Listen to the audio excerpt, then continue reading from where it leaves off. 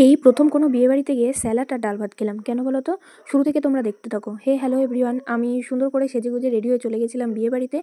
সবজি মার্কেটের উপর বিয়ে ছিল, মানে রিসেপশন ছিল গৌরদা আর ববিতাদির। আর ঢুকতে না ঢুকতেই বরমশাইয়ের ওয়েলকাম। আর তারপর দেখা হয়ে গেল বরের মায়ের সাথে, আমরা যাকে বলি বম্মা। তো বম্মার সাথে দেখা করে চলে গেছিলাম নববধূর সাথে। নববধূ কিন্তু ওর সাথে পরিচয় অনেক বছরের। তো প্রচুর গল্প, প্রচুর আড্ডা দিয়ে আমরা ছবি তুলছিলাম।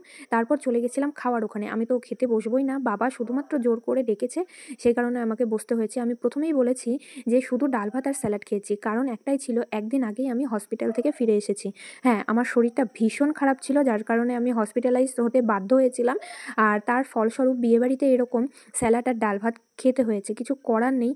শরীরটা সুস্থ রাখতে গেলে এরকম খাবার খেতেই হবে।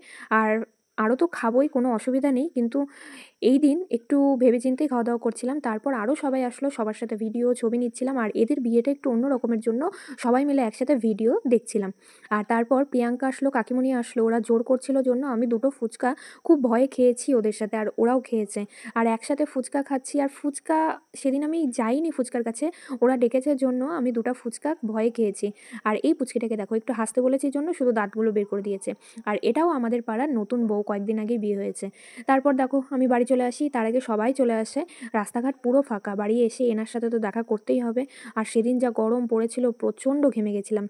আর কোনো রকমের শাড়ি ছেড়ে আর খাওয়া নিয়ে বসে গেছি। Thanks for watching.